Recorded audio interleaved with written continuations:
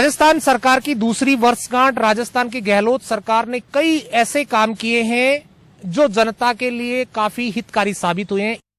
इस वक्त मेरे साथ में सहकारिता मंत्री उदयलाल आंजना जी जुड़ गए हैं। उदयलाल जी, 2 साल की वर्षगांठ, सरकार का 2 साल का कार्यकाल पूरा हो चुका है। अगर बात करें सहकारिता विभाग की, क्या बड़े अचीवमेंट रही 2 साल?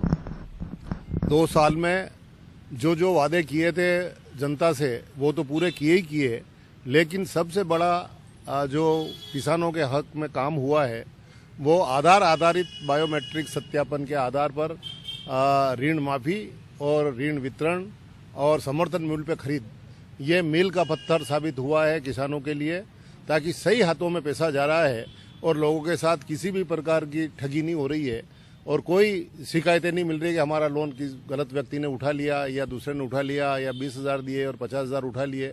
इस प्रकार की कोई सूचना नहीं आई और जो समय पे जमा करा उनको सही समय पे ऋण भी मिल रहा है। तो ऋण के मामले में सबसे बड़ा लाभ मिला है और आधार सत्यापन कराने से सही हाथों में पैसा गया। ये तो सबसे बड़ी उपलब्धि इस सरकार की रही है। ये पहले कभी नहीं हो पाया। चर्चा खूब चलती रही लेकिन हुआ नहीं। यहाँ बैठते ही हमने 1 साल के अंदर इसको लागू करने के बाद फिर ऋण वितरण का काम शुरू किया और उससे पहले ऋण माफी इसी के तहत कराई। इस कारण से कोई शिकायतें नहीं प्राप्त हुई। ये मील का पत्थर साबित होगी, आगे भी किसानों को राहत मिलेगी। दूसरा सवाल, राहुल गांधी का सपना था जब कांग्रेस की सरकार बनी थी और उन्होंने कहा कि 10 दिन के भीतर ऋण माफ किया जाएगा, तो उसका वर्तमान स्टेटस की बात करें तो कितने लोगों का राजस्थान की सरकार ने इस दिशा में कितने कदम आगे बढ़ाए, किसानों को कितना इसका बड़ा लाभ मिला है? ऋण वितरण, ऋण माफी में भारतीय जनता पार्टी ने चुनाव को देखते हुए आनन फानन में बिना बजट में कोई प्रावधान किए 50,000 रुपए तक का ऋण माफ करने की घोषणा कर दी थी, जिसका लाभ लेने का उन्होंने प्रयास भी किया और लाभ मिला भी सही। और तुरंत में बिना तैयारी के ऋण वितरण किया, इससे काफी शिकायतें भी प्राप्त हुई और घोषणा तो 50,000 की गई, लेकिन फिर वापस उसको 15,000, 20,000, 22,000 तक ही ऋण माफ किया, लेकिन वो भी सही हाथों में पैसा नहीं गया और काफी शिकायतें आई। और जब हमें सरकार मिली तो प्रावधान नहीं होने से 6,000 करोड़ रुपए का जो ऋण उन्होंने वितरण किया था उसकी भरपाई बैंकों की उन्होंने की नहीं थी, तो वो भरपाई भी हमें करनी पड़ी और जो हमने घोषणा की है उसका वजन 7,600 करोड़ वो अलग से आया, तो 13,600 करोड़ से भी ऊपर हो गया और अभी भी फिगर आ रहे हैं तो लगभग 15,000 करोड़ तक ये आंकड़ा हमारा पहुंच गया किसानों को ऋण वितरण करने का। लेकिन उन्होंने जल्दबाजी में वोट प्राप्ति के लिए वोट माफ किया था तो गलत हाथों में पैसा गया, भ्रष्टाचार हुआ, इंक्वायरियां चल रही है। हमने उससे सीख लेते हुए तुरंत आधार आधारित सत्यापन करा करके फिर ऋण वितरण किया, जिसका विपक्ष ने काफी हो हल्ला भी मचाया कि राहुल जी ने 10 दिन की कहा था और ये अभी तक ऋण हाथों में नहीं पहुंचा है। लेकिन माननीय मुख्यमंत्री महोदय ने 48 घंटे के अंदर ही घोषणा कर दी थी कि सबका ऋण हमने माफ कर दिया है, तो किसान उसी दिन से आराम की नींद सो गया कि हमारा ऋण माफ हो गया है। किसानों को किसी प्रकार का कोई टेंशन रहा नहीं, विपक्ष भले चिल्लाता रहा। हमने सही हाथों में पैसा जाए इसलिए बायोमेट्रिक सत्यापन का प्रणाली सही लगा करके उसके बाद ऋण वितरण का काम हाथ में लिया, तो आज एक भी शिकायत प्राप्त नहीं हुई है। ये किसानों को फायदा हुआ है और 15,000 करोड़ तक का माफ हमने किया है। भारतीय जनता पार्टी का ऋण माफी और कांग्रेस की ऋण माफी दोनों मिलाकर 15,000 करोड़ की राहत किसानों को दी है। बात करें रबी और खरीफ की फसल को लेकर, उसको लेकर कितना, अगर ऑलमोस्ट बात करें, कितना ऋण किसानों को दिया जा रहा है, कितना लाभ उन लोगों को मिल रहा है ताकि वो अपने जिंदगी को और जीवन को जो बेहतर है वो लगातार बेहतर कर सके? किसानों के हित में किस तरह के फैसले इन 2 सालों में रबी और खरीफ के लिए किए जाएंगे? रबी और खरीफ के लिए ऋण वितरण का काम MCL के आधार पर किया जाता है, किसानों की साख सीमा के आधार पर किया जाता है और उसमें हमने 12,27,000 के करीब नए किसानों को जोड़ा है और करीब 2,500 करोड़ का नया लोन दिया है। तो ये सब मिला करके 8 करोड़ के करीब हमारा ऋण हो गया किसानों को रबी में और खरीफ में दोनों को। वो आता जाता है, नया पुराना होता रहता है, पैसे जमा करा देते हैं, वापस ऋण देते हैं। तो ये 8,000 डबल मिला हो तो 16,000 करोड़ का ऋण वितरण हो जाता है। तो ये किसानों को बहुत बड़ी राहत मिली है। जिन किसानों ने आज दिन तक ग्राम सेवा सहकारी समिति का दरवाजा नहीं देखा था, वैसे 12,27,000 किसान नए जुड़े हैं और आगे और भी प्रक्रिया जारी है।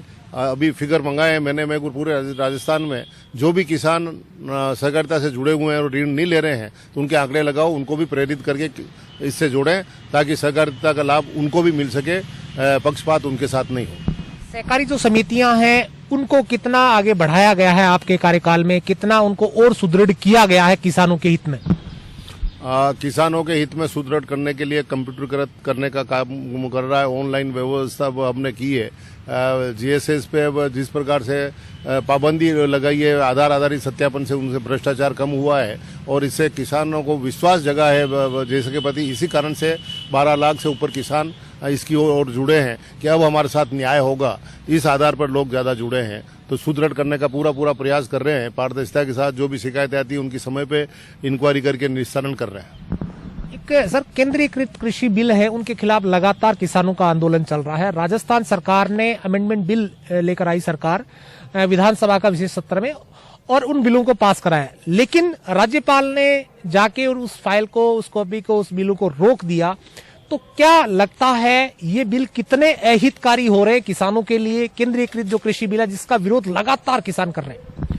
अहितकारी नहीं होते तो किसान इतना उबाल पर नहीं आता। आज पंजाब और हरियाणा ज्यादा प्रभावित हुआ तो वो लोग सड़कों पर बैठे हैं, इस ठंड के अंदर भी रोड पर सो रहे हैं, रोड पर उठ रहे हैं। और जब आंदोलन किया तो ठंडे पानी का सामना भी उन्होंने किया। एक किसान की तो ठंड से मृत्यु भी हो गई। तो सरकार को विचार करना चाहिए, भारत सरकार को, इसके ऊपर कि अगर किसान इतना उद्वेलित हो रहा है तो उनकी बात सुनने में क्या दिक्कत है। मांग तो केवल एमएसपी की कानून में प्रावधान करने की है, तो इससे सरकार क्यों कतरा रही है? जब तक एमएसपी की गाइडलाइन के अनुसार कानून में प्रावधान नहीं होगा, लिखित आश्वासन देने की तो क्या भरोसा, कल आपकी सरकार ही नहीं रहे तो उसके बाद उस लिखित आश्वासन का क्या मतलब है? कानून में प्रावधान कर दो कि एमएसपी पे खरीदेंगे, ये मांग किसानों की वाजिब है, तो निश्चित किसान आराम से। और जब मोदी जी ने आय दुगनी करने का संकल्प ले रखा है कि हम दुगनी आय करेंगे, तो दुगनी आय करने का सपना भी वो मोदी जी का भी जब भी साकार होगा जब एमएसपी को कानून में प्रावधान कर दे। तो निसंदेह लागत के आधार पर एमएसपी तय करके किसानों को संबल दिया जा सकता है, ताकत दी जा सकती है, आंदोलन समाप्त हो सकता है। किसानों की बात क्यों नहीं सुनी जा रही है? आज बार आरोप लगा रहे हैं कि मतलब विपक्ष साथ दे रहा है। तो विपक्ष, अगर किसान परेशान है, रोड पर बैठा हुआ, क्या विपक्ष की भूमिका ये नहीं होती कि उनको जाके कोई आंदोलन कर रहा तो उसकी हालचाल पूछे, आपकी क्या तकलीफ है? और जब विपक्ष को पूरे 20 पार्टियों को जो राजनीति करती है उनको समझ में आ रहा है किसानों के साथ अन्याय हो रहा है, तो उसको भी मोदी कह रहे हैं कि किसानों को बरगलाया जा रहा है। किसान कोई छोटा बच्चा है जो मतलब बरगलाया जा रहा है? किसान समझदार है, लंबे समय से आंदोलन करते आए ना, आज दिन तक नहीं उठा मामला। सवाल ये है कि केंद्र सरकार के तमाम मंत्री, उनका ये कहना है कि किसानों का जो इशू है वो एमएसपी को लेकर और मंडी को लेकर था।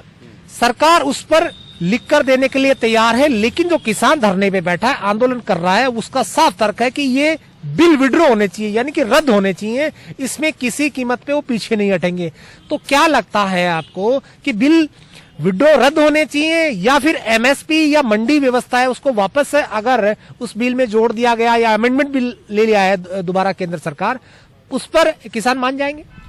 किसानों की दोनों बातें सुनने में आ रही है। निसंदेह ये बात सत्य। एमएसपी का अगर प्रावधान कर दिया जाए तो किसान मान जाएंगे, चाहे फिर ये बिल रहे। उसके बाद भी अगर एमएसपी एक कोस्टिंग के आधार पर तय करते हैं, दुगनी आय करने के आधार पर, अगर एमएसपी सभी समस्त जिनसों की, जितनी भी किसान के खेत में पैदा होती है, सभी जिनसों की होनी चाहिए। आप भी 8-9 जिनसों का ही समर्थन मूल्य पे जारी करते हैं, वही खरीद करते हैं। जितनी भी पैदावार होती है सबको एमएसपी पे फिक्स कर दे तो किसान शायद मान जाएगा। उसके बाद अगर कोई कंपनी बिल के अनुसार आएगी और वो इस बिल एमएसपी से नीचे करेगी तो उनका हक रहेगा। और लिखित आश्वासन का क्या मतलब है? जब कानून में आपने बिल ये बनाया इतना आनंद फानंद में, तो ये भी एमएसपी भी कानून में प्रावधान कर दो ताकि किसान संतुष्ट हो जाए। लिखित का कोई आधार इस सरकार का किसान भरोसा करने के लिए तैयार बिल्कुल नहीं है, इसलिए इनके लिखित आश्वासन को मानने के लिए किसान तैयार नहीं हो रहा है। तौर पे ये मंत्री उदयलाल आंजना, जिनका साफ तौर पे कहना है कि राजस्थान सरकार ने 2 साल के कार्यकाल में बेहतरीन काम किए हैं। और जहां तक सहकारिता विभाग का सवाल है, सहकारिता विभाग में कई बड़े काम हुए हैं जिसमें खास तौर पे कर्ज माफी से लेकर कर्ज का या कह सकते हैं लोन जो दिया जाता है उससे अधिकाधिक मात्रा में किसानों को लाभ मिला है और उनकी वृद्धि उनसे की गई है ऋण की, जिससे किसानों